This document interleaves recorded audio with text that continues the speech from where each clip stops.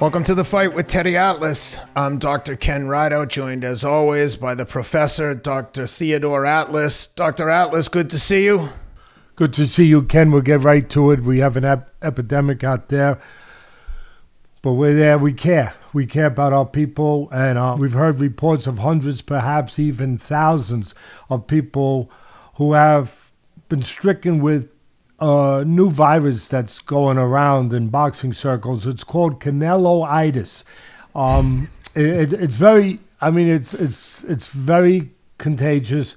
The symptoms are people walking basically in a catatonic daze, and they're mumbling something. It took a while to decipher, but finally they think they got it figured out, that they're mumbling something that sounds like cinnamon. Cinnamon.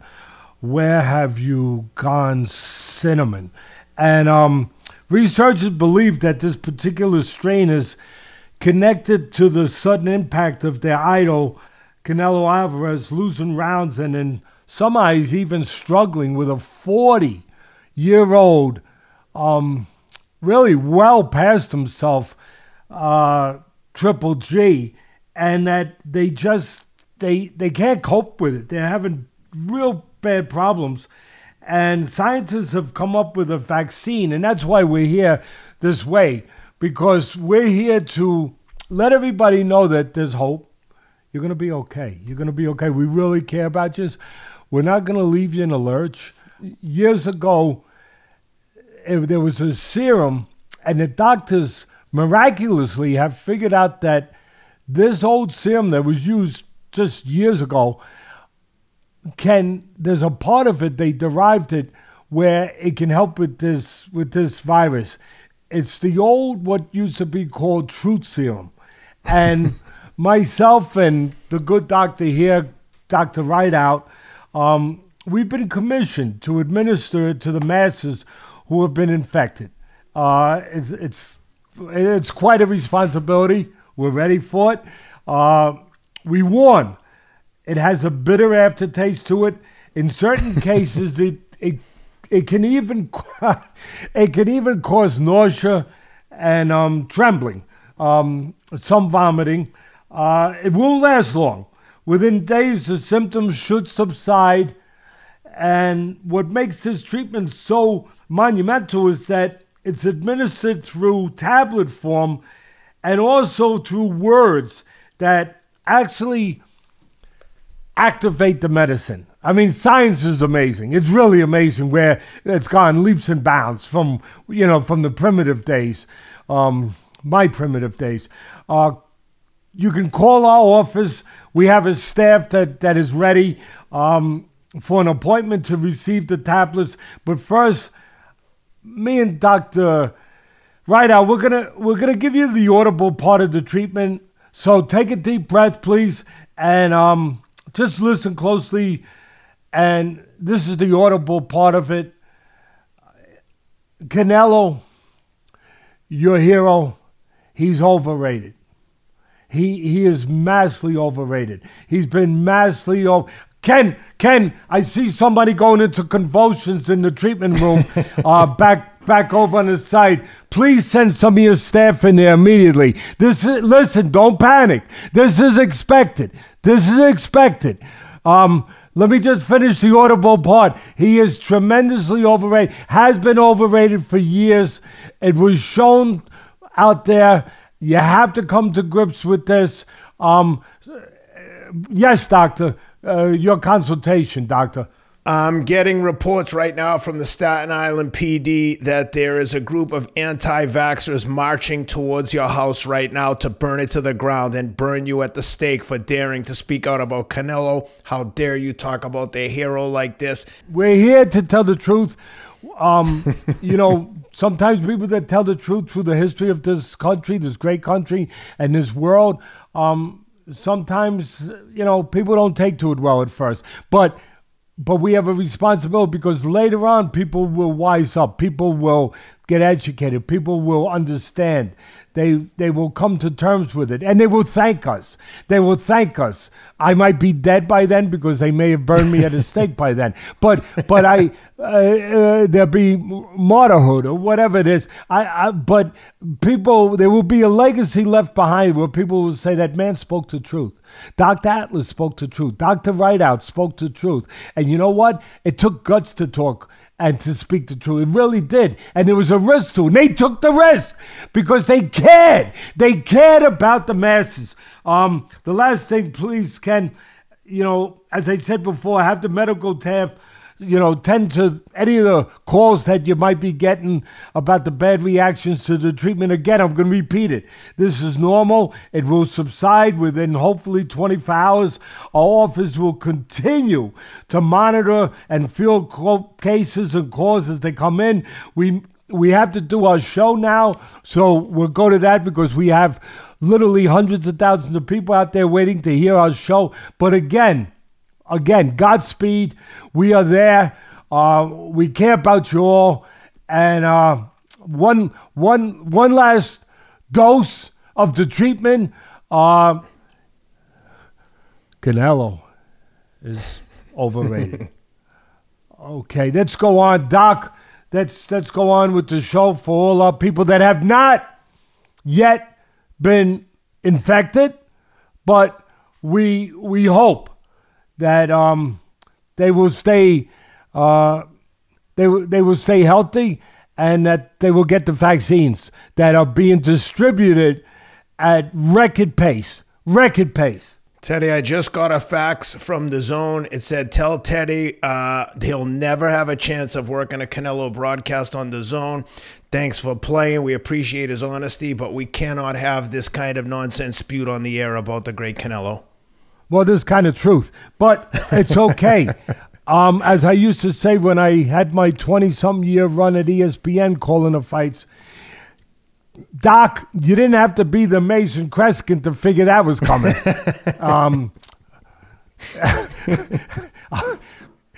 And listen, what's that, nurse?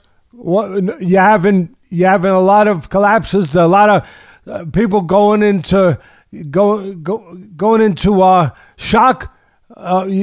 Convulsions. All right, listen, treat them, put them in the room, take care of them. We'll get to them after the show. Okay. All right, I hope I'm not coming down with it. Okay, I hope not. God, let me take a little. All right. Let me take a little aqua. Let's get Ken, down to thank you for being here. business. Thank you for risking yourself. Thank you for coming out of that. What's the name of that outfit you were wearing yesterday? With the lab outfit. I saw pictures of you in it because you were close to some infected areas. That it looks like a spacesuit. Yeah. When you're working with infectious diseases, I mean, hazmat suit. Yeah, hazmat suit. I mean, if you, it's probably too late for me, but I was going to say send one my way.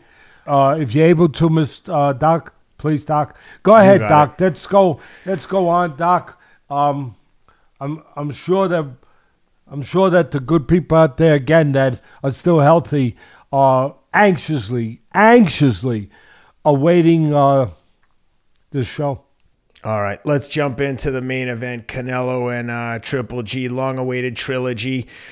From my perspective, it took Triple G a little bit too long to get the engine going. He seemed to let Canelo get off first for the first. And then he shut it down. Then he shut the engine down. Great fighters don't do that. They got a 40-year-old guy in front of them where they looks like they're getting to him. Very simple. Press behind the jab, close the gap, go to the body, and then he slows down. He lets off the gas. Go ahead. I'm sorry. From what I saw, more than Canelo not staying on the gas, I thought that Triple G had a hard time getting going. Had a hard time letting his hands go. He let Triple G. Okay, you ready? Here's another thing. Get the syringes. Get them ready. I love Triple G. I love Canelo for the people, but I love the truth more. Okay, and Okay, this is going to be tough too. But let's spit it out, Teddy. Spit it out. Triple G is a shot fighter.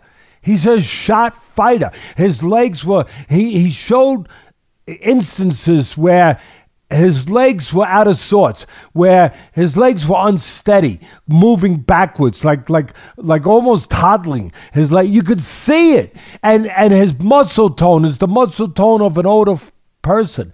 It's softer. You could see all those things. And if Canelo was a great fighter, he gets rid of him. I hate to say it. He gets rid of him. And listen, Triple G, he's an old lion. The teeth are gone. The claws are diminished and broken. But the heart of the lion's still there. The pride of the lion's still there. But he was allowed to roar a little bit. And I'm glad he was. But he was allowed to roar a little bit at the end because Canelo allowed him to. It was kind of like watching one of these games, Ken, where, and you understand this, where you're watching a football game, basketball game, whatever, and one team is the better team, and they're ahead. It looks like they're dominating. They're going to blow them out of the freaking building. And for some reason, they let up. And they let the other team hang around. You heard that word, hang around. They let them hang around. You saw it yesterday with Baltimore and Miami. Baltimore was beating the brakes off them. Exactly. I think they were up like 26 points or something. The only problem was Triple G couldn't quite get it done because he don't have it no more. He was a tremendous fighter. Great. Listen, Canelo's been a tremendous, solid fighter, but he's not a great fighter. That's my point. That's the point. He's not a great fighter. A great fighter doesn't struggle in spots, doesn't allow a guy who's well past himself, doesn't let off the gas. He finishes the job. He's not a great fighter. That's all I'm saying. He's not Sugar Ray Robinson. He's not even Sugar Ray Leonard, who's a great fighter. He's not Julio Cesar Chavez Sr., who's a great fighter. He's not Salvador Sanchez, who's a great fighter and a great Mexican, both of them great Mexican. He's not those guys. I know he's around in your time, people, and you want him to be that. But there's more to it than that. And this was a little bit of a wake-up call, a little bit of a, of a wake-up call to people to understand that maybe, even though they won't because they're fans, and the word fan is derived from the word fanatic. So you're going to be crazy and you're nuts. Okay, fine, you got the right to do that, but I got the right to tell the truth. Again, I got the right to tell the truth here with my associate, Dr. Rideout. And you had an old car, okay? You want to get right down to it? You had an old car that could no longer go on the highway like it used to at 70 miles an hour. And the only way this car had a chance in the fight, in the race, was to keep a slow pace. And you know what? Canelo let him keep a slow pace, where he let him go 45 miles an hour. He let him eventually take back roads, get off the highway, take back roads, he being Triple G. That's what happened. If he takes that car on the highway the way he was supposed to, no, the car doesn't finish. It breaks down. It breaks down, and they got to tow it off the road. So, again, the truth hurts, but the truth will set you free if you allow it to. So, that's what this fight was about. Do I give credit to Triple G for using his great experience towards when he had to and when he was sort of kept in a fight, as I said, and he used his great experience and his great heart? Yeah, I give him credit for that. That's what he is. He's a lion, even an old one. Do I give him credit for negotiating the punches by stepping out of range? He couldn't move his head maybe the way he wanted to, but he stepped out a little bit and was able to survive some of those bigger shots early on just by doing that. That was basically his defense. And trying to use his jab, yeah, I give him credit for all of that. every bit of it. What I don't give credit to is the commentators, really, and that's a sickness too. That's a disease, but we don't have the cure for that yet. We can only cure one affliction at a time. We can't cure them all. We can't. I know people think we're miracle workers over here, but we're not. We're not. We're human. And the commentators, I mean, really, can they just come dressed as cheerleaders? Really, don't put a suit on. Just come dressed as a cheerleader. Okay, we can't dress as doctors today. I didn't even listen to them. I listened to the Barstool broadcast. The Barstool broadcast was excellent. I don't blame you. And then you can laugh. I mean, listening to the fight, you got to cry when you hear some of this stuff. And anyone who battles me over this, you're not being honest. You're just not being honest. You're really not. And I mean, these commentators, they gave no credit at all to Triple G, even later when he was winning some rounds. And yeah, we'll get into the judging later, but he won some rounds. He was given some rounds, if you will. He took them. He was given some rounds late. He was given late rounds. There's no doubt about it. And the first 2 rounds were close. The third round, Canelo started separating himself. No doubt about it. First 2 rounds, nothing was happening, so they were close. But the late rounds were given away. Two of the 3 judges gave Triple G the first round. Yeah, and then you got to go to my point. And then listening to the broadcast, they had him up 6 or 7 to nothing, no questions asked. And not only that, I mean, they never gave him credit, Triple G, for anything. And some of the things that were coming out of their mouth, one of them screamed, overhand right. And I'm like, yeah, one other part you left out. It didn't land. I mean, that overhand right landed later in the fight, but not at that point. And then you talk about being just not prepared, not professional, or not organized, or not on top of your game. I mean, at the end, they're upset about the decision, how close it was, right?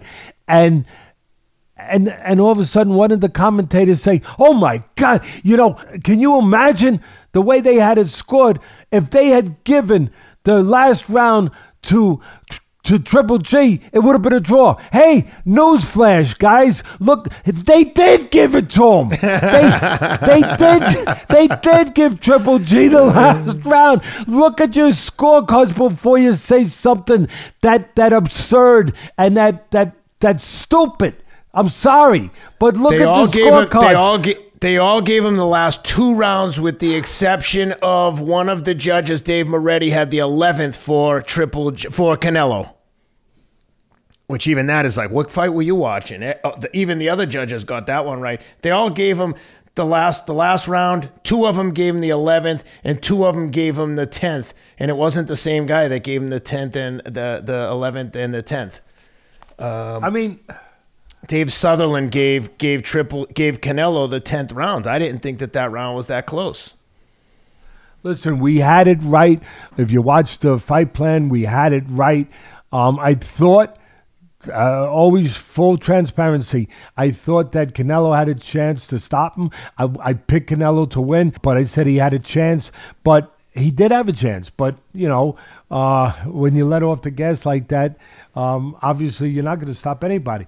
But we had it. We laid it out right in the fight plan. There was only going to be one winner, but there was 2 winners. I'll correct myself, because Triple G was allowed to leave there. A lot of people thought it couldn't happen, with his pride intact, his dignity intact. As the great champion that he's been, he was able to walk out of there that way. And don't think that it was missed on him, because I caught him. I watched him leave and go into the locker room, and I saw him. He said to somebody with his fingers like this, an inch apart, he said, it was so close. It was close. It was close. Hey guys, just want to take a quick pause to give a shout out to today's sponsors. Everyone's favorite, Athletic Greens. They've been with us from the start. New name, AG1. Check them out at athleticgreens.com. Use the promo code ATLAS to receive 10 of these free travel packs with your first purchase. And again, these travel packs are invaluable because I take them with me everywhere I go. Leaving tomorrow for the Berlin Marathon, flying to Germany. I'll be there 10 days. I got 10 travel packs. It's perfect. You literally just mix it with a cup of water in the shaker that it comes with. It tastes great, goes down easy, and you get a day's worth of fruits and vegetables, all servings in one shot. Made from 75 whole food sourced ingredients. It's got everything: vitamins, minerals, pro and prebiotics. It really is an all-in-one insurance policy for your body's health and immunity. Especially when I'm traveling, I make sure I hit all the vitamins I need, and Athletic Greens is the all-in-one source. So athleticgreens.com, use the promo code ATLAS, ATLAS, for 10 free travel packs with your first purchase. Today's show is also brought to you by Feel Free. Check them out at botanictonics.com, and you can use the promo code ATLAS for 40% off your first purchase. Again, 40% off. Feel Free is a botanic-based tonic. It's made with kava, amongst other ingredients, and it creates almost like a euphoric feeling. It's advertised as an anxiety reducer. I find that it does reduce anxiety, but I also find that I get a burst of energy. I like to take them before I run. I always take them before I race, and I've had great results with them. So give them a shot, botanictonics.com. Use the promo code ATLAS and get a couple cases of Feel Free Botanic Tonic. So he got it to hang his hat on that. He got to, and that was important to him, obviously. The other thing that I want to touch on, because we like to X-ray, especially when we're in doctor, in our doctor gear, we like to X-ray the whole thing. And I'll touch on the judge in a little bit. Now, I've been down this road before, but it's a true road. It's a road that has been a proven road, to go down. It really is, if you've been in boxing for any length of time. Now, a couple things happen here. A lot of people complaining about how close it was. A lot of people. But I'm not one of them, because what I am going to point out is all facets of it, though, what's going on there. First of all, he gave away, as I said, Canelo a lot of rounds late in the fight. So you can't, I don't know what they're crying about. He gave away several rounds, all right? I won't say a lot. He had 4 rounds, 5 rounds, 3, 4, 5, whatever. He gave away, and there was some, like I said, at least a round early that was close. And what the judges did, what you have to not miss on this, and I'll say it again clearly, there was only going to be one winner. There was no way these judges were ever going to allow Triple G to win, because that wasn't their job. That's the promoter, the gods that be, the powers that be, have Canelo winning, because he's the guy that makes the money. He's the golden goose. So that wasn't going to. You can see it from the purse split. I think it was $45 million guaranteed to $20 million guaranteed for Triple G. 45 for Canelo. Listen, he's the money guy. Exactly. Now, he's going to win the fight. But here's the thing: judges are human. Even if they're crooked, they're human, and they felt the pressure for this fight that Triple G got robbed the first two, which he did. He did. I don't care what you say. The second one was closer. Listen, he got robbed both fights. The first fight, he pressed the fight the way he usually did. He got robbed. Second fight, he boxed more on the outside. Then at the end, he pressed a little bit, and he used his jab well in most of the fight, and he should have got that fight. But they were under scrutiny, and they knew they were under scrutiny, the judges, and they knew that people were going to be watching close about, well, they're going to rob him again if it's, if there's even a chance to rob him. And so they were very cognizant of that, sensitive to it. And what they were doing was their guy got way ahead, because that's what they do. They make sure that their guy, the promoter's guy, the guy that has to win, gets ahead. So they got, and listen, Canelo got himself ahead too. So I'm not begrudging that. I'm not arguing that. So he's way ahead. Now they can cherry pick. Now they can play games. Now they can pick here and there to make it look like they're being fair. And they did some of it again. Triple G did it himself. He took rounds that were given to him, so he deserved it. But they could cherry pick. At the end of the day, they wanted to look like they were being fairer. But one thing, do not misjudge one thing. Do not let this escape you, people. There's no way that they were going to go as far as giving it, no matter what, to Triple G. They always had enough of a space, enough of a margin to protect that from happening. But again, Triple G was given rounds. He took some rounds late in the fight.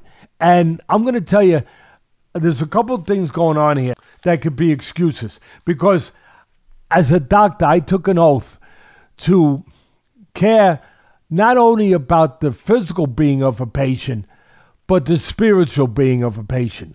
That part of a patient. Not just the body, but the soul. And so I'm going to speak to that part where I understand a lot of people, they're confused with Canelo and how this could happen. I'm going to give you an excuse. I'm going to put a few puzzles. The first thing is he's not a great fighter. Okay, that's just, but here's another one. Maybe going up and down in weight as he has to light heavyweight, then back down, maybe that has impacted him physically. I believe it impacted a great fighter named Roy Jones years ago when he went up to heavyweight, back down to beat John Ruiz, and then back down. I believe that it did have a detrimental effect on Roy Jones. So maybe that's playing a little bit out in it. Also, he looked like he was gassing after 8 rounds, which was kind of amazing, Canelo. Now, maybe it's because he really wanted to get rid of him early. He didn't, and then he started mentally and physically gassing a little bit.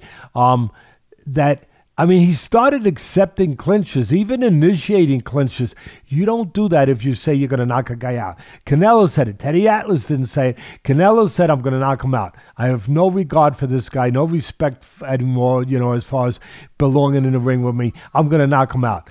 Listen, when you have the advantage on the inside, which he's supposed to have as the younger guy, the stronger guy now, in this particular time with a 40-year-old Golovkin, you're not supposed to clinch. You're supposed to fight in there. You're supposed to punch in there and take advantage of that. And you're supposed to behave like the younger guy, keep the pressure on. Even his own corner validated what I'm saying right now. His own corner said, hey, it's time to be the younger guy. They actually said that. It's time to use your youth with this old man and be the younger guy. And he didn't. And again, if you want to knock a guy out, like he said he wanted to knock out Golovkin, and he would knock him out, you punch on the inside. You don't initiate clinches. But he did. There was a little breaking, a little weakening, physically, mentally there on his part. Again, great fighters don't do that. That's all I'm saying. Good, solid fighters can do it sometimes, and he's a good, solid fighter, but not great ones. And he did. And he allowed Golovkin to, as I said earlier, to keep a slow enough pace where later on he could make a little run. He could grab some rounds.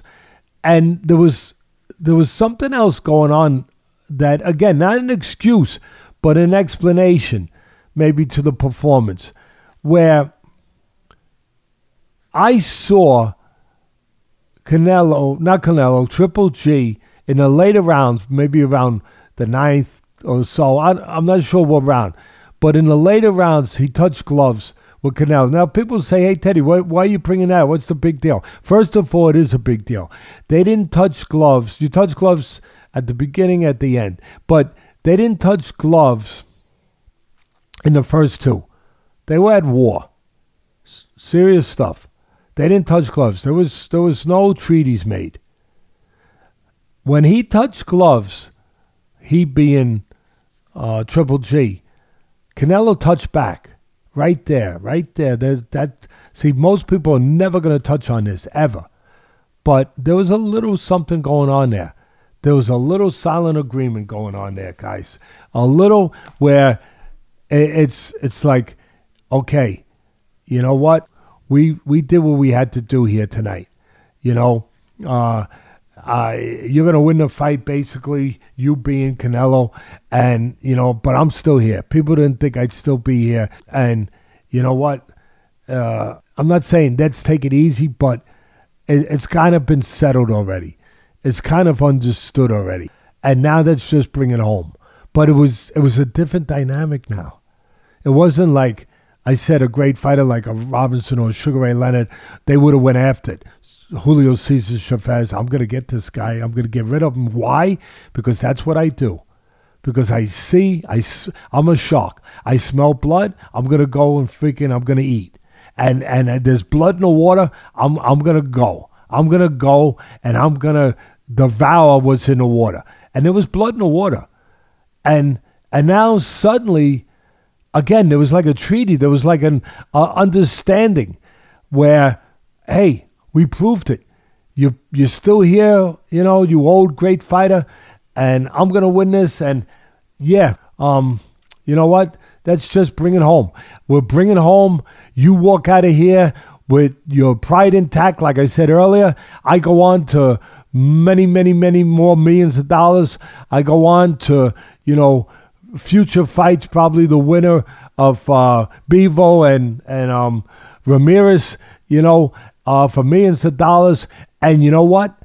There will be no passes. It's kind of like a hall pass, that movie, The Hall Pass. There will be no hall pass given in those fights. But there was a hall pass given. There was a hall pass given. But not in the fights in Canelo's future. And he kind of knew that.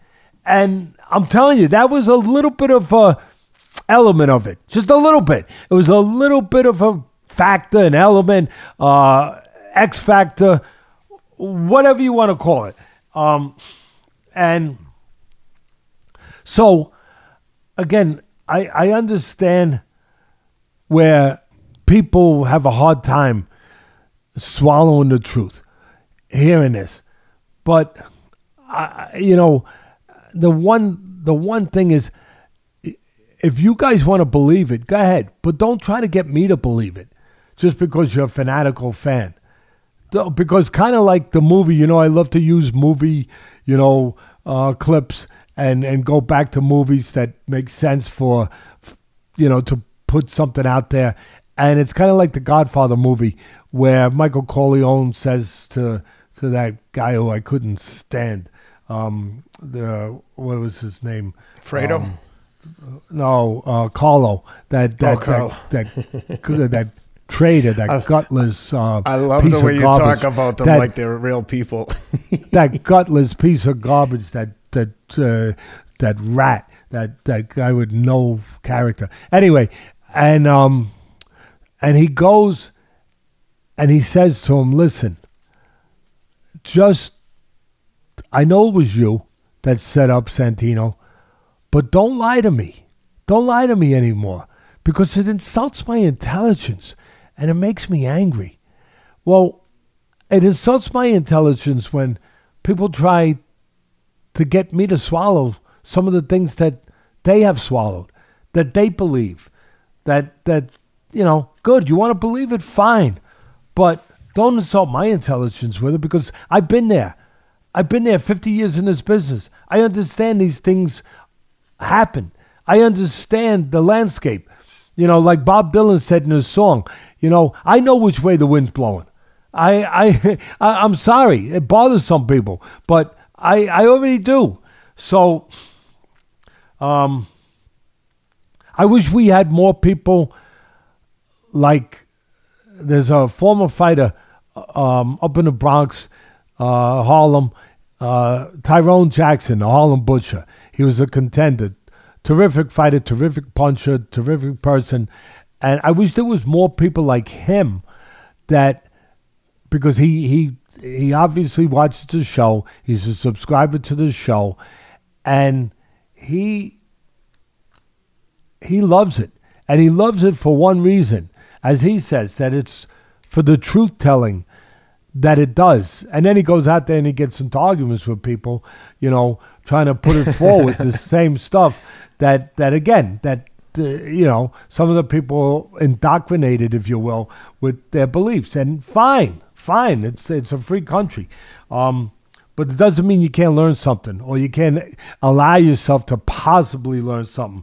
Golovkin's been hurt to the body.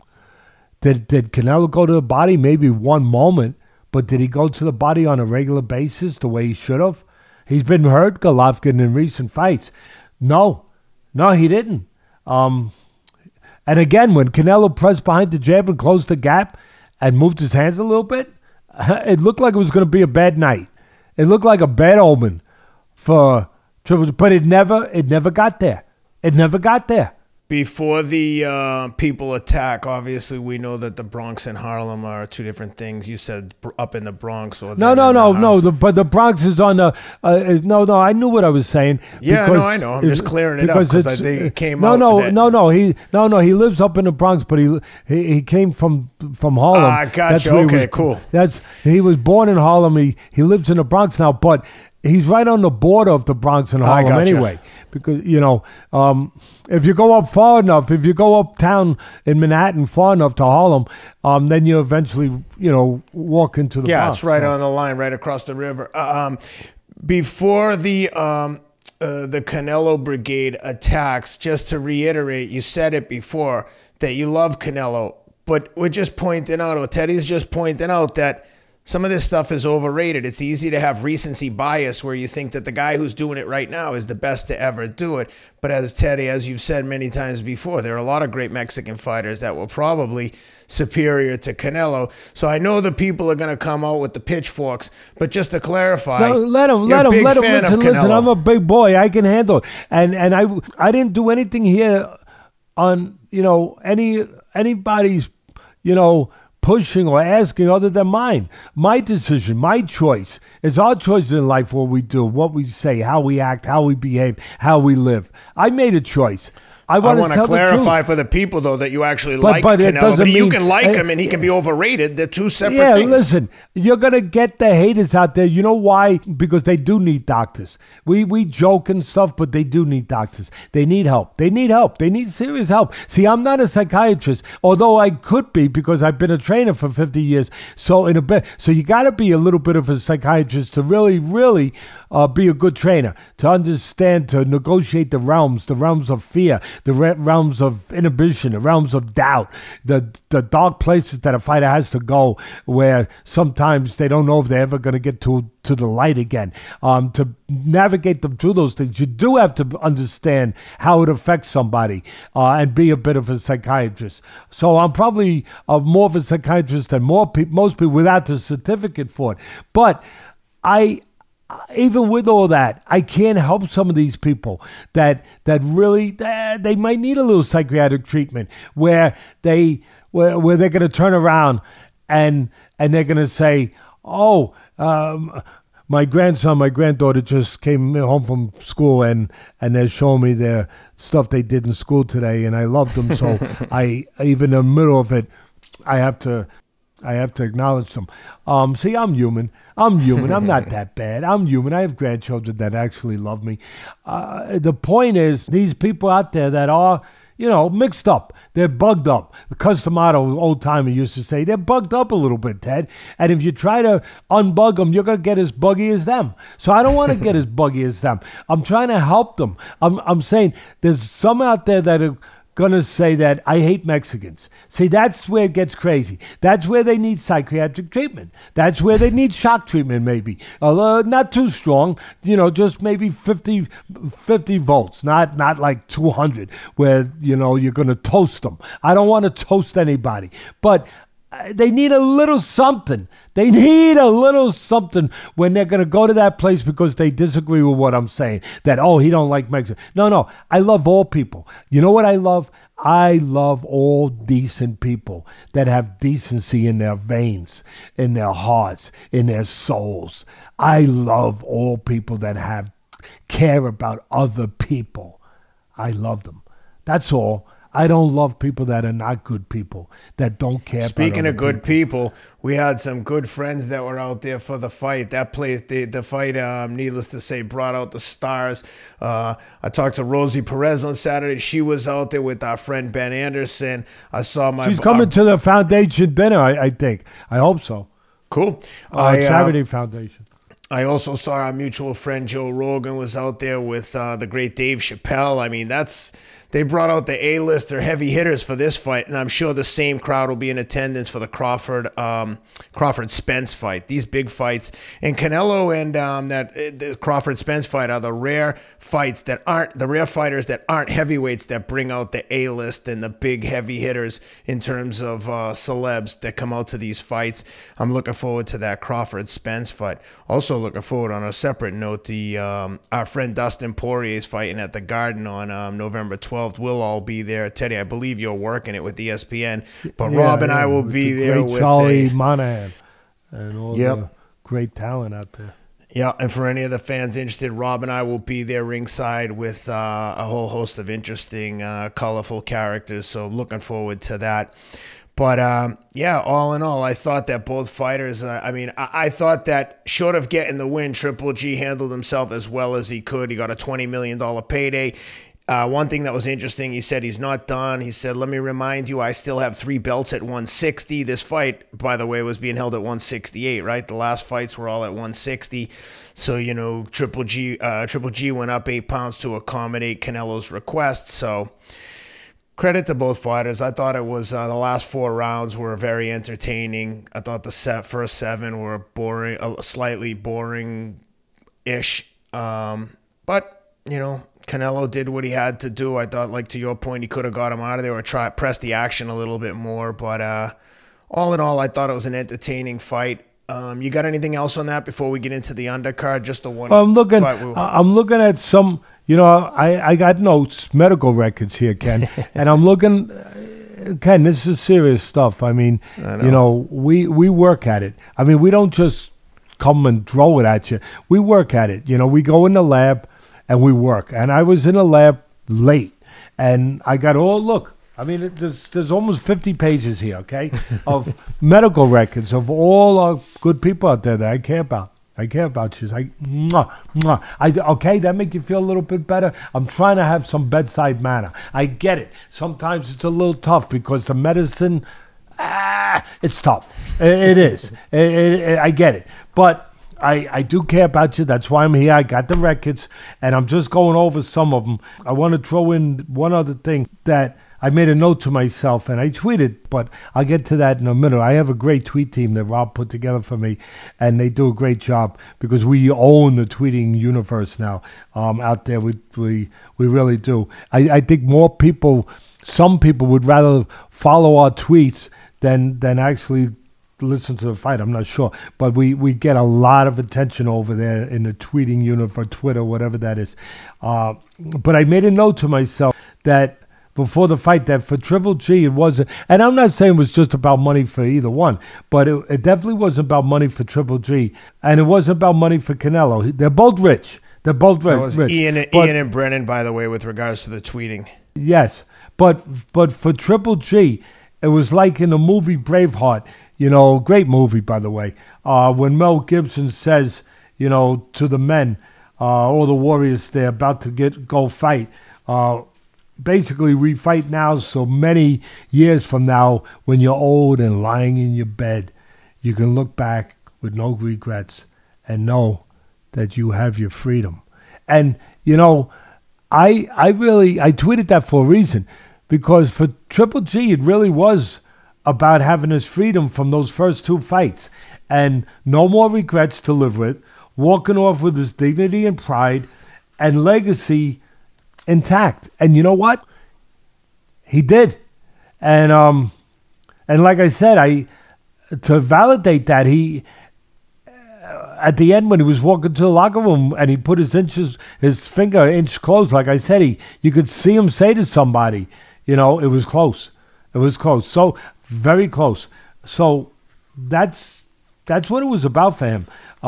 Just to get his freedom from those fights and from the stigma Well, you mentioned Braveheart. I got a funny story for you regarding Braveheart. I was with Rob once, and we were working out in Malibu at Laird Hamilton and Gabby Reese's house, and they do a lot of hot and cold therapy like sauna, ice plunge, etc. So I'm sitting in the sauna and chit-chatting, and someone was asking me where I was from. I was telling them, and there was an older guy in there, and he said, wow, it's a really interesting story. We just had a few words, and I said, what do you do? And he said, oh, I'm a writer. And I said, oh, have you written anything I would know? He's like, oh, maybe. I wrote a movie called Braveheart. Get out of here. Oh, yeah. Get out of here. God. Yeah, I promise. Randall Wallace. One of the great movies. I know. But he just said it casually like, oh, yeah, I wrote a movie. You may have heard one of my movies was called Braveheart. Wow. Brilliant, right? Yeah, I mean, that just, hey, look, I try to quote movies that are great, or movies that at least to me are great, that speak to me and that I think make sense to quote, that play out in the fight of life, if you will.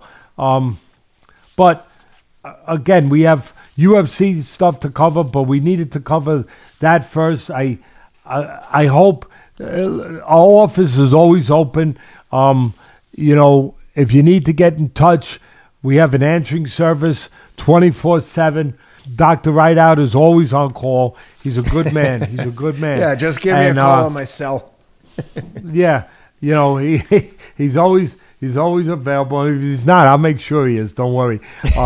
And I know you put it out there, but I want to do it myself. My Twitter tweet team, whatever they want to go by, they can go by anything because they're magnificent. And it's Rob Moore, Brennan Wood, and Ian Mackey. Again, I just appreciate the hell out of them.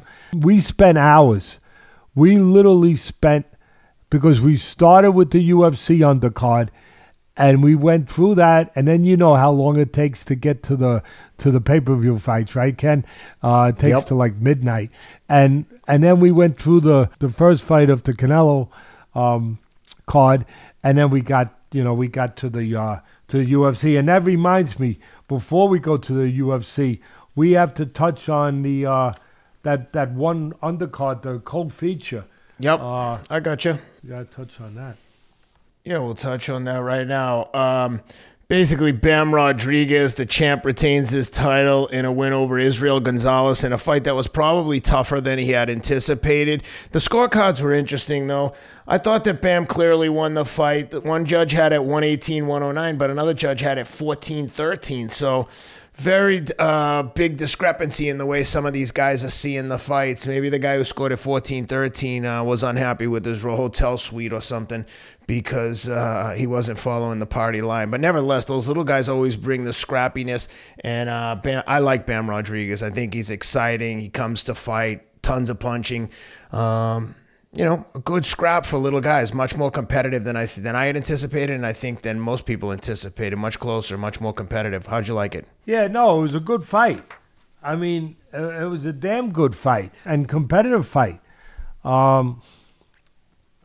Rodriguez, the champion, young champion, and Gonzalez, he had a right to think he was going to win. If I'm not incorrect, I mean, he didn't win the fight. I thought he lost, but he had a right to be really confident. He's young too, but he's experienced. I think this was his third or fourth shot at a title. I believe the third. So this is a guy who's been down this road.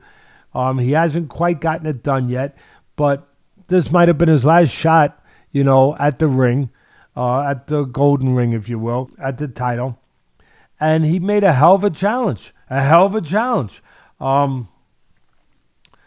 The young champion Rodriguez is just a good, solid fighter who knows how to get inside and work. And he works with short, hard, well-placed, and well-timed punches. I thought Gonzalez got out to a 2-0 lead by controlling range, just a little bit on the outside, catching or trying to catch Rodriguez on the way in and make him, go through a bad neighborhood to get to him, if you will. Rodriguez kept applying steady pressure. That was the key. Kept applying steady pressure and good body work. He was wearing down Gonzalez as the fight went on. And again, Plenty of heart from Gonzalez. Plenty of punches. I'm glad, you got to be a good judge with these kind of fights. You got to know what you're watching, because one guy's throwing a real lot and the other guy's throwing too, but he's placing the shots. That was the difference for me, that Gonzalez was placing shots and Rodriguez was throwing shots and throwing more. I won't dispute that, but not placing them as well. And there's a science to that, a great science to that. And it makes you a world champion sometimes. And it has made Gonzalez a world champion. He was placing his shots beautifully. Gonzalez was as I said, he was throwing while Rodriguez was placing. By the way, to your point, Gonzalez has challenged for a title now 5 times. Previously, he lost 3 and got a majority draw on the other one, so the other guy retained his title. So every time seemingly he steps up for a title, he's just a step away from that next level. Yeah, and he was a step away, because he probably had a lead in the fight, but then it dissipated. Because Rodriguez, he's smart. He slips shots well enough. He works his way in. He got into his wheelhouse. He got to where he wanted to be, where he could attack upstairs and downstairs. Again, nice short, clean, accurate punches, placed really beautifully. If this was a baseball game and they were both pitchers, Ken, I think this analogy really works. One was throwing strikes. That would have been Rodriguez, and the other one was throwing balls. And listen, he was getting some strikes in there, but he was walking guys a little bit. He was throwing balls. He wasn't throwing as many strikes as Rodriguez was. And that was the difference. Now, listen, having said that and having used that analogy, I got to go a step further now, and really finish up with it, because we don't leave anything out there where fans say, hey, Teddy, how come you didn't talk about this? But Rodriguez also threw a couple wild pitches. He went south to the border. He got a point taken away. And then he went south to the border later, and the referee didn't take a point away. And we saw in the replay that it could have changed things maybe. Who knows? But he didn't even penalize him. He didn't even warn him. He said that was a clean punch. And as we saw, having the benefit of the replay, Ken, it was a low blow. And here's my question. Why, Ken, after all these years, does boxing not use what all the other sports use, replay? Why do they not use replay? Every other sport uses it to get things right when the time comes, and boxing is still the one that refuses to use it. And Teddy, to your point, they always have more than one ref. One ref doesn't ref every single fight on a card. They rotate them through. Why can't one guy be watching a monitor while one guy's in the ring? Well, of course they can. Like umpires. You ask and the why. guy jumps up why. and says, hey, he didn't hit him low. Start the fight. Don't give him a break. 100%. That's all they have to do. Why don't they use that technology? Why? Well, I think I might know why. And again, fasten your seatbelts, because the truth can shake you up a little bit. It can shake you up a little bit.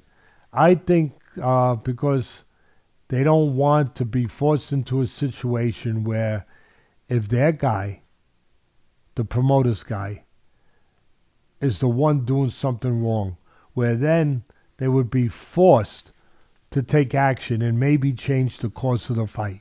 Just a thought. Just a thought I'm putting out there. I'm sorry. I've been in this sport all my life. It's a corrupt sport sometimes. And what I just said, is that feasible? Is that possible? Damn right it is. Unfortunately, I wish to God it wasn't. But it is. But how do you explain why they don't use technology that's there to be used, that has helped the other sports? That has proven that sometimes the human eye can't get it right. Sometimes they miss it. Sometimes they don't. Sometimes the refs are incredible with their calls. But other times they can't be. And the videotape gets it right. It doesn't lie. So I just had to say that. I thought maybe Rodriguez could have went to the body even a little bit more, but at the end of the day, it was a solid performance by him. I like him a lot. It was a good performance by both.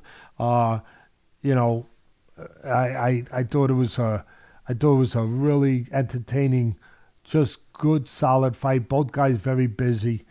It reminded me a little bit of Chavez Meldrick Taylor for the people out there that aren't only 10 years old, that are a little bit not as old as me, of course, or as young as Ken, but that have been around for a minute in this sport. It reminded me of Chavez Meldrick Taylor, where Taylor threw more, but Chavez was breaking him down with hard, clean shots. And it ended a little controversial, maybe a lot controversially, when Richard Steele, I believe it was Richard Steele, stopped it with seconds left on the clock in the 15th round. There are no more 15-round fights, and Taylor was ahead. But it did remind me a bit of that, where, again, Taylor's throwing a lot, but the other guy's landing clean shots, and that was kind of what it was here, where the champion was landing. He might not have been throwing as much, but like I said, he was landing the clean shots. So I think we covered everything in the boxing world. You get some of these people, again, they need medication. I can't medicate everybody because I don't believe in medicating everybody. But some of the people out there, I'll tell you, you don't like boxing no more. You're just covering UFC. No, I love boxing. I love boxing. It's my life. Been my life. Thank God. And it's been good to me, and I think I've been good to it. But UFC is also a sport that I've gotten to really appreciate, much more than I did years ago. Really appreciate these gladiators, just like the gladiators in boxing and what they do. The difference with the UFC guy, the fighters got to deal with the punches. The UFC got to deal with the punches and with the kicks and with the knees and with the elbows and with the grappling and with the jiu-jitsu. So, I've come to appreciate them, to appreciate, that they also, the pressure they're under, the dark places they got to go and get out of, and how they still have to use the cerebral element of it to be superior. As tough as they have to be, as much as they have to be Vikings and warriors and samurai, they got to be smart too. And I've come to, as I said, appreciate that and bring that to the audience, that appreciation. So that doesn't mean that I no longer love boxing. Okay? So take your pill and chill, and, relax a little bit. And let's get to the UFC part of town, I believe. You are correct. Let's get into the UFC / Texas Chainsaw Massacre. Man, there were some cuts in the UFC fights. But before we get into the big cuts, let's touch quickly on Andre Touchy-Feely is in there against Billy Algeo. Billy Algeo was on that Long Island card I went to this summer and put on a hell of a performance, got a victory. This one was close, goes to a split decision. Andre Touchy-Feely gets it. Man, this was primarily a stand-up match until the final round, in which Andre Feely gets Billy Algeo in the most perfect rear naked choke, almost to the point where, when someone gets that choke on, it's over. Even the announcers You saw my tweet. You saw my. You probably read some of my tweets on that because I was. To be honest, I forgot that the fight was on during the day. I didn't see any tweets. I had baseball, football, everything, so I was catching up. I watched them all last night. But Algeo, he was in it. The announcers were like, he's got the rear naked choke, it's over. And DC just, like, a matter of fact, was like, yeah, this is over, there's no way. But Billy Algeo gets the old two hands on one, pulls the hand. I can't believe he got out of it. It was, when DC says it's over, that guy knows MMA and grappling as well as anyone. Credit to Billy Algeo, man. It takes a heart of a warrior to but you know what that speaks to? It speaks to the soul of a man, a person. 100%. It really does. It speaks to the soul of a person that it ain't over till they say it's over. Really. Yep. Really? Yep. Really? When you Not get a to guy quote like the late, great Yogi Berra, but it ain't over till it's over. It ain't over till somebody agrees. Algio and says basically it's said, over. exactly. Algio said, this ain't over until I say it's over, and it ain't over till I'm Well, dead, like it wasn't basically. over for the great Volkanovski. Same thing. Yes, 100 twice. I had him in a guillotine, then had him in the Brian Ortega T-City because he's got such a triangle. He had him locked in a triangle, as good as it gets. You some of those holes, you think if when somebody named T-City has you in one of those holes, that's usually the end. But, you know, if you've ever been caught in a rear naked choke, even clowning around, you know that feeling is paralyzing. You know you only have a few seconds before you go out, whether you like it or not. And, man, Billy Algio, he just got two hands on one hand. You really need two hands to choke someone who's an experienced grappler with the rear naked. Some people can do it with one, but not to guys like Billy Algio. And he fought through it, and I still can't believe he got out of it. I mean, that was as clean as it gets, but awesome fight. He loses on a split decision. Andre Fili gets it. In my mind, there's no real loser there. That's the kind of fight I think the UFC rewards Algio with extended fight contract or however they do it, but I wouldn't be surprised if he got an extra bonus from Dana in the back. I think he does that sometimes when it's not reported. I know once he gave DC $1 million and it wasn't reported. So anyway, nevertheless, awesome undercard fight. How'd you like it? They put competitive fights on. How do you not like it? And there's different dimensions to it. There's the dimension of floor chess when they're on the floor on the mat with the grappling and everything that goes with that, all the different elements. And, of course, when they're striking.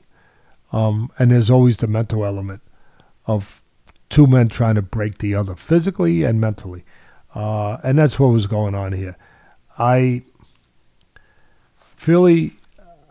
Philly won also, I got to mention this, Ken, with a heavy heart, because him and his wife had just lost, I believe it was their newborn baby. I'm not sure if it was a miscarriage, but I know that he talked about that. It was heart-wrenching to hear it. So our prayers obviously go out to Philly. You talk about being under pressure. My God, you lose. Yep. You lose your infant baby and child, and then you have to go to work. And he did. And he went to work. Two tough as nails guys. To your point, Algio, the way I tweeted it was, Ken, he did a Harry Houdini, escape from a chokehold. Really. I mean, Harry Houdini would have been proud. The way that of course, Harry Houdini was the great escape artist. And Algio, maybe he's got another vocation after he's retired from UFC if he wants to go into follow what Harry Houdini did, because that was pretty amazing. Again, just refused to submit. Incredible will. Kudos to both warriors. Let's move on to the next one. Go ahead. You pronounce this guy's name. Say it fast 5 times, please. Chidi Njoku and Greg Rodriguez, the RoboCop. RoboCop shoots on Njoku early in the fight, catches a knee right to the bridge of the nose. Right between his eyebrows, right at the top of the arch of the nose, and split his face so bad between his eyebrows. Dana posted a picture on Instagram, and you could literally, it was like you could see his skull. You could almost see veins running through this cut. For me, it was the worst in terms of not the widest like at length, but in terms of it being wide and deep. It had to be down to his skull, and then they did a masterful job stitching it up. But my God, they kept the doctor busy, as we'll talk about in the main event. They had a vicious cut too. It's amazing that they let this fight. When you introduce. Not just, look, you get bad cuts in boxing, but when you introduce, boxing's 8-ounce, 10-ounce gloves. When you introduce 4-ounce gloves, right, on the hands instead of 8 or 10, and then elbows and knees and kicks, hey, you're going to be more prone to cuts and more, difficult cuts, savage cuts, if you will. And again, that's why I'm so happy when these guys, as much money as they can get, and when they get those bonuses, they, just like the fighters, no different, but they earn every freaking cent. Go ahead, Ken. I'm sorry. I had to. Yeah, no, all good. So, yeah, RoboCop, he catches a knee, but this is the best part. he said after the fight, yeah, I felt a little blood coming down, and Daniel Cormier was like, someone show him a mirror. He knows he's cut, but he fights back and keeps fighting into the second round and gets this win by stoppage, just TKO, just punches him into submission. Essentially, the ref jumps in and mercifully shuts it down as Njoku is just covering up and taking shots. It's basically a way of submitting without actually tapping. You just cover up, stop trying to defend yourself, essentially, stop firing back, and they're going to stop it, and that's what happened. And credit to Rodriguez, the RoboCop, the Brazilian fighter, just looked awesome, dealt with the adversity like a champion, as you would say, handled himself like a fighter, did exactly what you would expect from a fighter. After the fight, he said, I was born for this, I'm made for this, and hard to argue with him when you can fight with a cut that looked like it probably could use 100 stitches, at least from a plastic surgeon. How'd you like the fight itself? Like you're saying, first of all, what I always say is, it's one thing to know how to fight like a fighter. It's another thing to always know how to behave like one. It's one thing to know how to fight like a champion. Is another to behave like one. These guys know how to behave like one when they're tested. And Rodriguez showed that he knows how to behave like a fighter, like a gladiator, a warrior, a champion. You know, you don't have to have necessarily a belt around your waist to be a champion. It's all in the way you live, the choices you make, and what you do when the moment comes, how you behave. And he behaved like every bit like a champion. I had to laugh when he made that remark about the cut, that savage cut that was even hard to look at it, to be honest.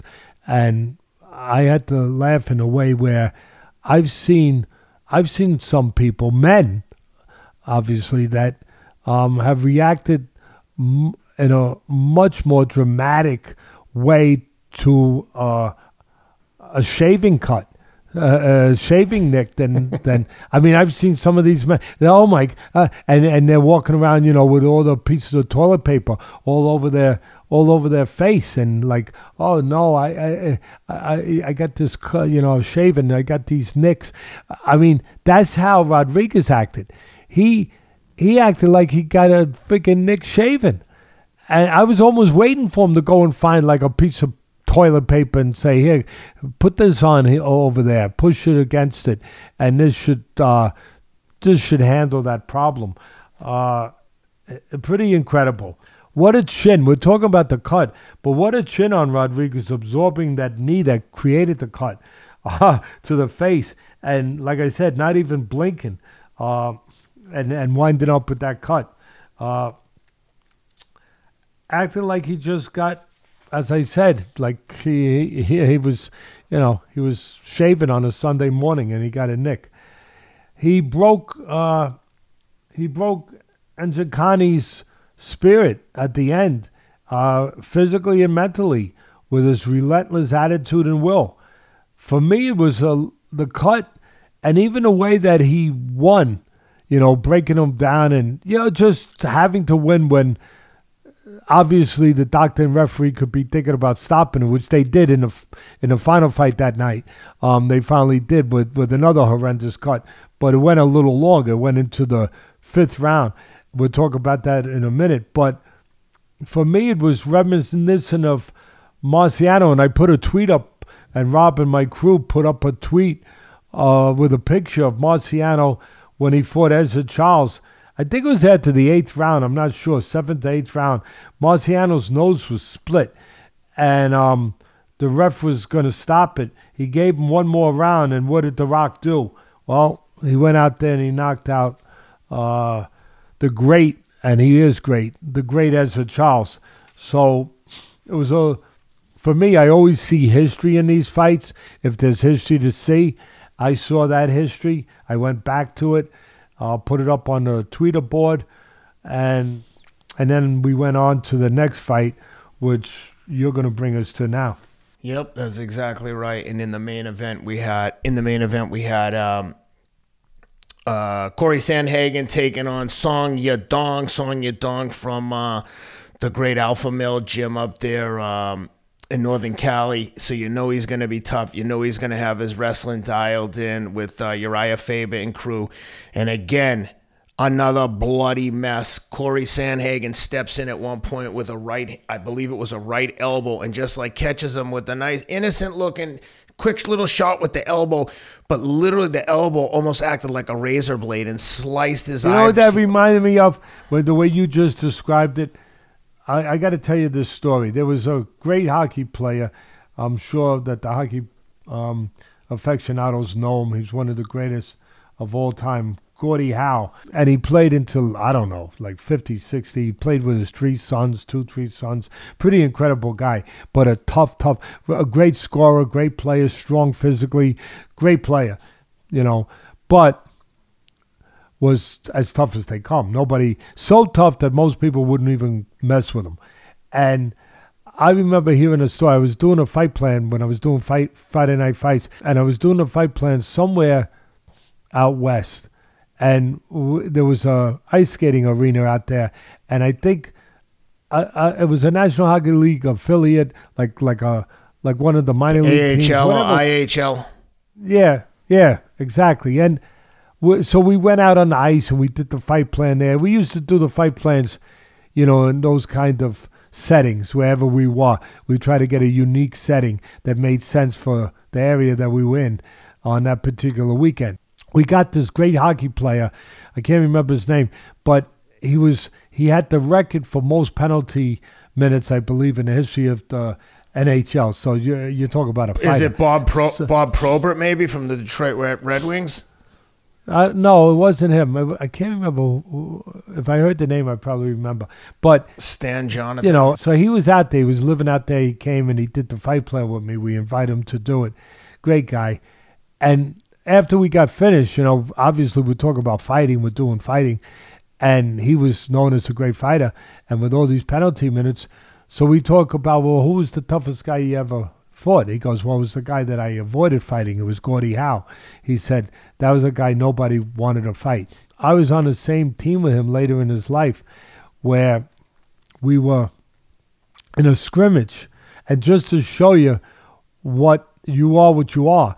And, you know, if you're a tough son of a gun, you're always that. And Gordie Howe was, you know, that's what he was. And he said he's out there on the ice with him and they're scrimmaging. And he said at the time, I think he said he was a rookie. And so he was trying to score points with the great Gordie Howe. He's trying to impress him. And so he's out there and he's scrimmaging and he's banging into him. I mean, like, really banging into him like a game, checking him, you know, doing things that I don't think you should be doing against a guy like Gordie Howe. So, but he learned his lesson. It didn't take long.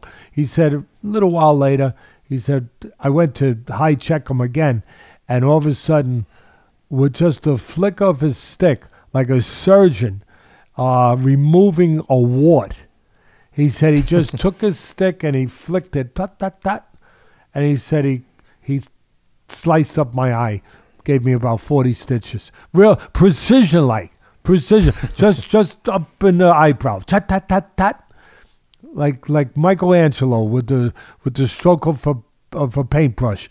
And all of a sudden blood is dumping down on me. And that was the last time I ever checked hard against Gordie Howe in a scrimmage.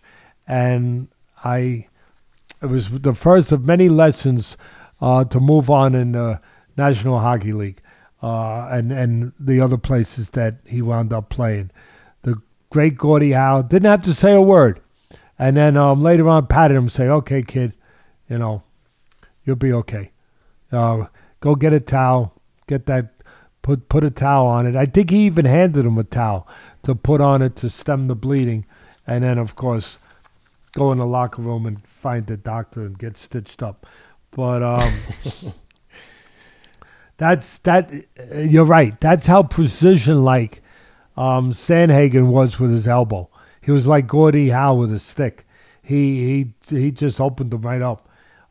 For me, Song, when he's striking, he's a strong striker. I like him. He's like the great boxing champion from Japan in a way, where he's always in good position to deliver punches with power and place them accurately. this was obviously a real test to see where Song is in his career right now, where he fits, and he's very close. Sandhagen, for me, I don't know. Some people times he don't get enough credit. I mean, this is a guy that has so many tools in his toolbox. The only thing, Ken, that I could say, and I think I tweeted this, that's missing in that toolbox is the power drill. There's no TNT on his shots, but so solid technically and mentally, he really is. And again, you already touched on it. Another horrendous cut over the eye of Song, 2 of them in one night. These guys, as I also say, they don't only know how to fight like gladiators, but they know how to behave like them when the moment comes. I had it 1-1 in rounds going into the third round. Sandhagen used his legs to make the ring bigger. Song would have liked a smaller ring, maybe a phone booth, I think.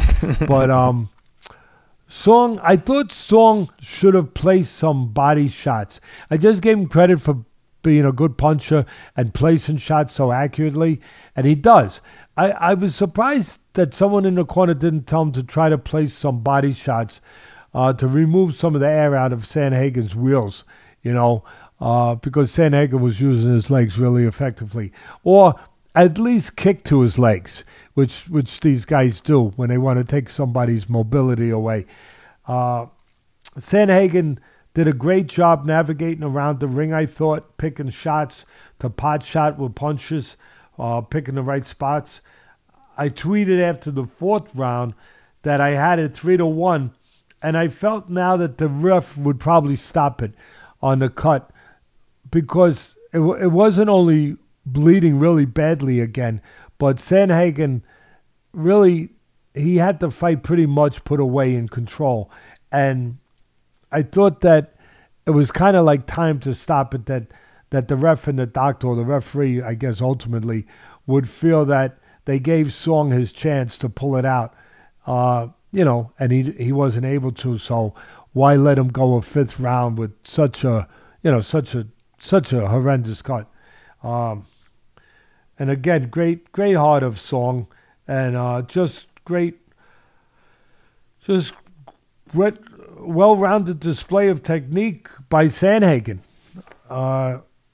He's really, that guy is he is really a blue-collar technician that goes out there and he knows how to do everything. He's I think he's more than just a guy, he'll get his title shot. It's going to be interesting because I think maybe some people might look at him as that gatekeeper, that guy that tests the next guy to see if they're going to go on through the gate, the next superstar, whatever, the next talent. But obviously he thinks, and I think of him as more than that, a guy that's going to get his title shot, and we'll see what happens. Yeah, that is, that brought us to the main event. We covered a lot today.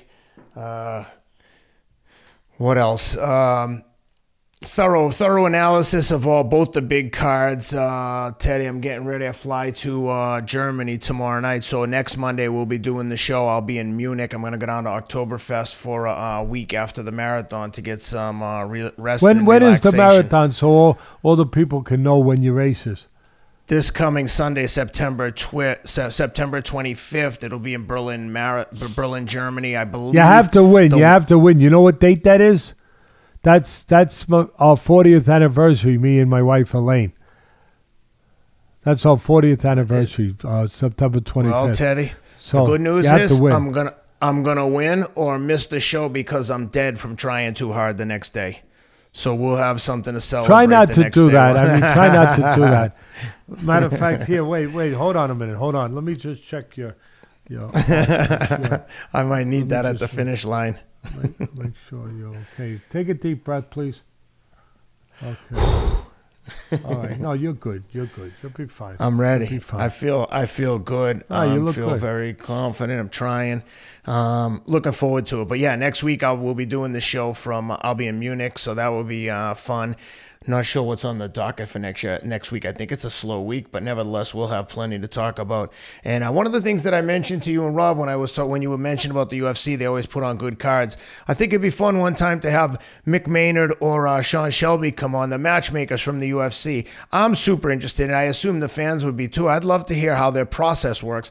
How do they discuss who's fighting who? I mean, some of the fights make themselves, but for the ones that don't, how do you find fights for some of the lesser-known guys? Who do you match them against? What styles make good fights? I think there's an art to it, and the UFC who's the guy who well. wants to fight everyone? Who's the guy the former John L. Sullivan years ago that was the last bare-fisted champion, where he said, "I'll take on any man in the..." Well, he used a different kind of language, but "I'll take on any son of a bee in the joint, that dares to challenge me." And I'd like to know which of these great warriors have that John L. Sullivan attitude that they don't care. They fight anybody just for the for the sake of fighting, and not just only the money and everything. Of course, that's important too, and the business side of it. But some of them just purely for the challenge of fighting, because that's what they do.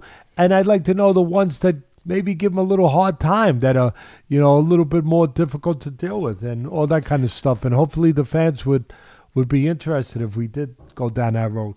Yeah, I thought about RoboCop after the fight. Daniel asked him, "Who do you want next?" And it was, you could just tell he's one of those guys. He said, "Listen, I tell the UFC matchmaker, send me anyone. I'll fight anyone on whatever notice. I'm ready." And you know that some of these guys are like that.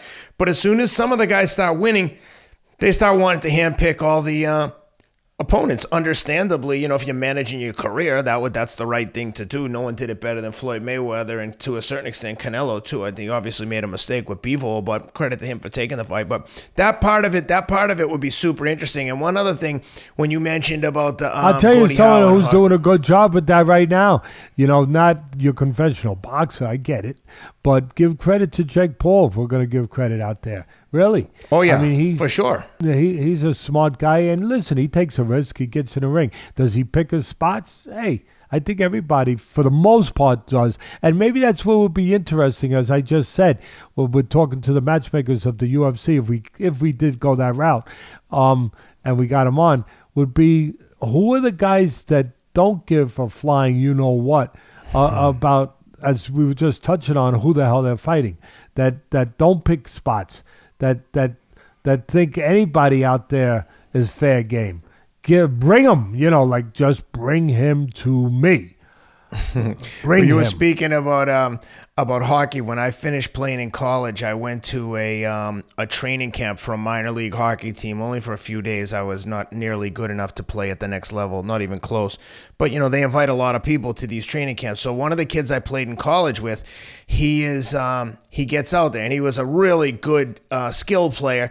But not that he wasn't tough, but he definitely wasn't a fighter. He was like a reserved guy, but a real athlete, and probably could mix it up.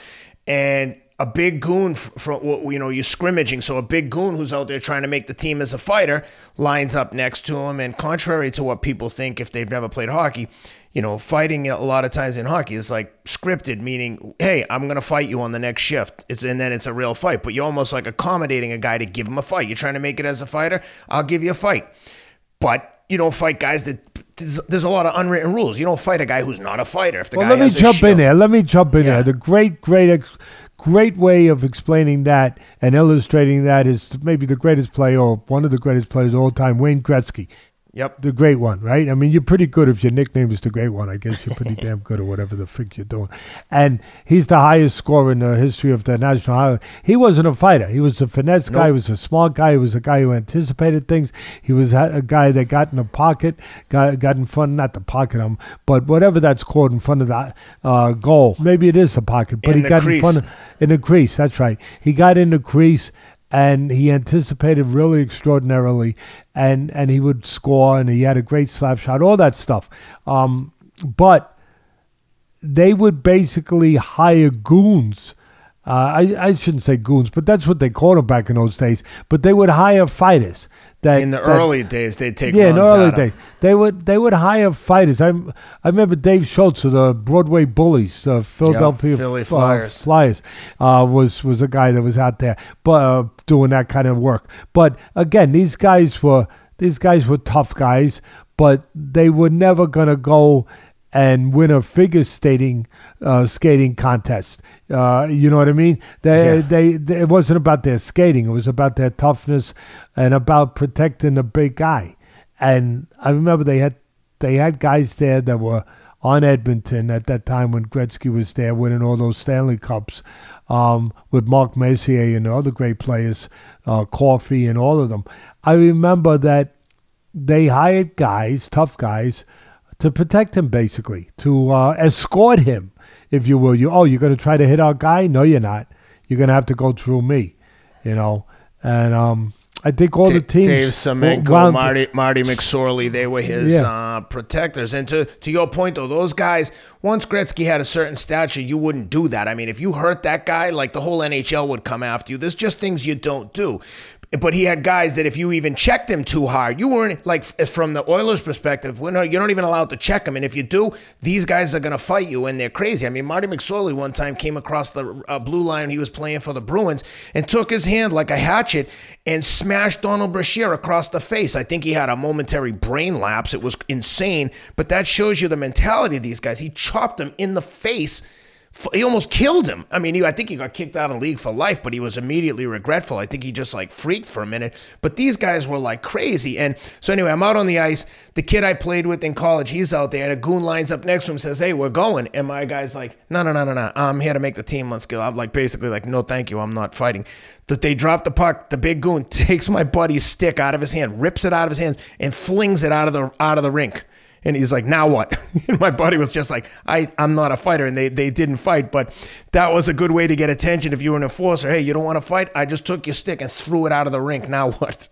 But, the minor leagues is where you see some of that real bush league stuff going on. And, I mean, it's toned down massively now, but you remember the time the Bruins went in the stands at the New York Rangers game at MSG? Oh, yeah. They got in a fight. Yeah. Someone threw something on the ice. Terry O'Reilly went right over the glass, jumped in the thing. No, I think it was worse than that, Ken.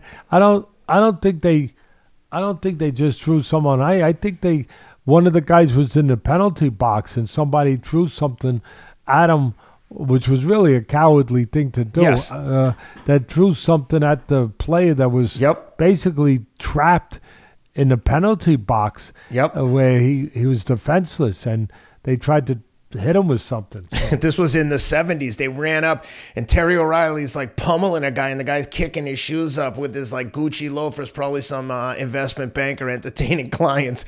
And Terry O'Reilly took the guy's loafer off and started beating him with his own shoe. It was madness. Reminded me of then years later, the Detroit Pistons when they had the mayhem at the Palace when the was it Artest? I think it was Artest was one of them. Who changed his name to Meta World Peace or Meta World Peace, something like that. Anyway, hockey has some it makes sense stories. to change your name to Man of World Peace after you beat the hell out of somebody. He went not after the guy not too. that he wasn't justified. I'm just saying. It definitely. I mean, that's the first thing I would have thought about was that you go and beat the crap out of somebody in a basketball game, right? And then you change your name to Man of World Peace. I mean, it fits right in. It makes sense. But we covered it all today, Teddy. And like I said, next week I'll be dialing in from Munich, Germany. Thanks for all the notes on behalf of everybody, in all seriousness, on behalf of everyone. First of all, get your vaccination so you don't get this Canelo-itis. Really, don't get me seriously. Started on vaccines. I don't want that to mess you up. Do not catch Canelo-itis. But but on behalf, I'm going to say on behalf of all of us here, Rob, everybody, and all the fans out there, good luck. Do us proud. Do us proud. Go out there and win. And like I said, it's not about just winning. It's about just putting it all out there and doing everything in your control to win. And then once you do that, then you're a winner.